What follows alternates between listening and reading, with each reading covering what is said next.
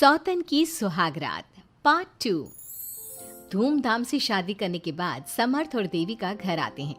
घर पर सब उनका स्वागत करते हैं और सौम्या उनकी सुहागरात का इंतजाम करती है। समर्थ और देविका दोनों अपने रूम में बैठे बातें कर रहे होते हैं। तब देविका कहती है, सुनिए, आप इतना दूर क्यों बैठे हैं? नहीं, कुछ नहीं, बस थोड़ा सा थक गया हूँ। अगर आप कहें तो मैं आपका सर दबा दूं? अब नहीं, रहने दो, आप भी तो थकी होंगी। देविका आगे बढ़ते हुए कहती है, थक तो गई हूं पर आपकी सेवा करना पहला धर्म है मेरा। देविका झट से समर्थ के पैर पकड़कर दबाने लगती है। ऐसे ही कुछ देर निकल जाती है और समर्थ कहता है, अब रहने दो देविका, तुम भी आराम कर लो, तुम भी थकी थकी लग रही हो। देविका मना करते हुए उठ जाती है और अपने बालों को खोलकर समर्थ का सर दबाने लगती है और कहती है, मेरी थकावट तो आप ही दूर कर दोगे ना? इतना कहकर देविका अपने खुले बालों को समर्थ के ऊपर डालती है।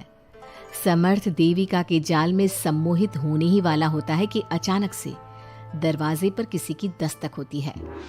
समर्थ आवाज लगाते हुए कहता है, कौन? भाई, मैं हूँ सौम्या। क्या है सौम्या? क्या बात है देविका, कैसा लग रहा है मेरी भाभी बनकर? कुछ बात आगे बढ़ी या नहीं? बात आगे बढ़ती कैसे? तू जो आ गई कबाब में हड्डी। अच्छा जल्दी बता, किस लिए आई थी?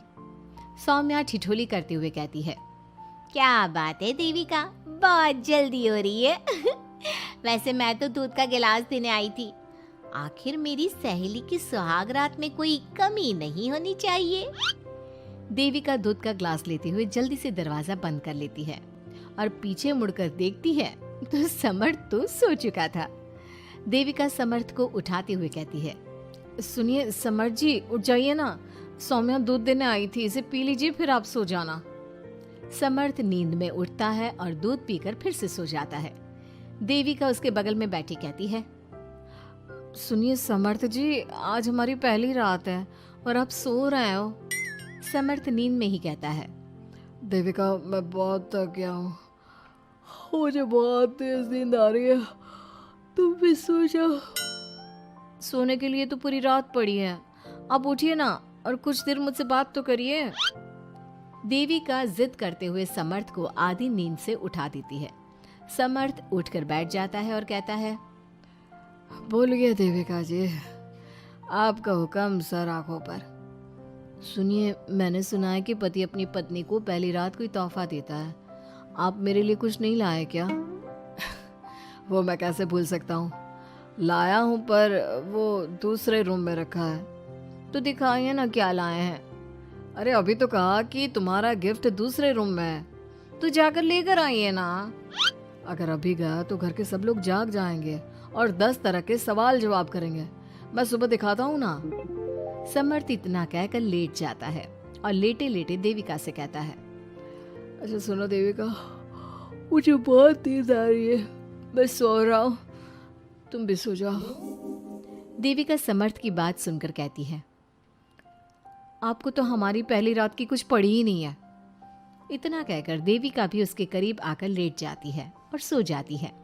अगली सुबह अधीरा समर्थ के रूम में सफाई करने आती है और देविका को उसके करीब लेटा देख रोने लगती है। रोने की सिसकी सुनकर समर्थ की आंख खुल जाती है। वो उठकर देखता है कि अधीरा उसके कमरे में रो रही है। उसे देखते ही समर्थ बहुत गुस्से में आ जाता है और अधीरा से कहता है, अधीरा, तुम सुबह सुबह क्यों रो रही हो? तुम्हें यहाँ नहीं आना चाहिए था, जाओ यहाँ से। समर्थ अधीरा का हाथ पकड़कर रूम के बाहर कर देता है और कहता है, अब बिना दरवाजा नॉक किए अंदर मत आना। इतने में देविका भी आ जाती है और समर्थ को भड़काते हुए कहती है, हाँ समर्थ जी, ये रो रो कर हमारे घर में अपशगुन कर रही है, और अब ये देखो कैसे मगरमच्छ के आंसू दिखा रही है। इतना कहकर देविका अधीरा का हाथ पकड़कर घसीटती है और कहती है, अब क्या रोती रहेगी या कुछ काम भी करेगी? मुफ्त में रोटियां तोड़ने को नहीं मिलेगी यहाँ पर। चल उठ यहाँ से और कुछ काम कर। अधीरा वहां से उठकर रोते रोते चली जाती है और जाकर रसोई में सबके लिए चाय बनाती है और चाय जाकर पहले अपनी सास को देती है। चाय पीते ही मंजू अधीरा को गुस्से से कहने लगती है, लगता है मुझे मारने की साजिश कर ली है। अरे अभी तक तूने ढंग की चाय बनाना नहीं सीखा। इतनी मीठी चाय बनाई है कि कहीं मैं शुगर की बीमारी से मर ही ना जाऊं। अरे जा जाकर तू मर कहीं। अधीरा मंजू की बात सुनकर दुखी होती है। इतने में सौम्या वहां आ जाती है और कहती है, ये लो, महारानी अभी यहीं बैठी है और मैं पूरे घर में देख आई। अरे ओ महारानी, यहाँ बैठकर किसका मातम मना रही हो? उठ यहाँ से और जाकर हमारे कपड़े धो, बहुत कपड़े पड़े हैं धोने को। अधीरा वहां से कपड़े धोने चली जाती है और बैठे बैठे खुद को कोसने लगती है। हे भगवान, मुझे उठा ले तो अच्छा है, मैं थक गई हूँ इस जिंदगी से। ऐसे ही कुछ दिन निकल जाते हैं। अब समर्थ भी अपने काम पर जाना शुरू कर देता है। एक शाम अधीरा घर के सारे काम करके अपने रूम में आराम कर रही थी और मंजू अधीरा को आवाज लगाते हुए कहती है, अरे ओ कलमुही, अगर आराम हो गया हो तो आकर मेरे पैर दबा दे। देविका उस समय वहीं से गुजर रही थी और समर्थ का घर आने का टाइम देखकर देविका मंजू से कहती है, माँ जी सुनिए, आप कहें तो मैं दबा दूं आपके पाँव। पता नहीं अधीरा कहाँ है। देविका मंजू के पांव दबाने बैठ जाती है और कुछ ही टाइम बाद समर्थ भी वहां आ जाता है और देविका को माँ के पांव दबाते देख बहुत खुश होता है। वो सीधे अपने कमरे में चला जाता है। समर्थ को देख मंजू देविका से कहती है, अच्छा सुन, जा जाकर खाना लगा दे। और समर्थ थक कर आया है ऑफिस से, जाकर उसे पानी को पूछ ले। देविका उठकर समर्थ के लिए खाना लगा देती है और रात में समर्थ और देविका सोने की तैयारी करते हैं। समर्थ कहता है, अच्छा देविका सुनो ना, मेरे पास आकर बैठो जरा। अरे पापा, मैं बहुत थक गई हूँ, मुझे नींद आ रही है। अरे आओ तो सही, आज तो मैं माँ के पाँव दबाते देखकर बहुत अच्छा लगा। अच्छा क्यों नहीं लगेगा भला? पूरा दिन घर के काम किए हैं और शाम को माँ की सेवा, पर मेरा तो कोई हाथ बांटने वाला भी नहीं है घर में। क्यों? अधीरा और घर के बाकी लोग कहाँ जाते हैं? अधीरा की तो बात ही मत करो, वो महारानी तो बस मटर गश्ती करती रहती है और घर का सारा काम ना मुझे ही करना पड़ता है।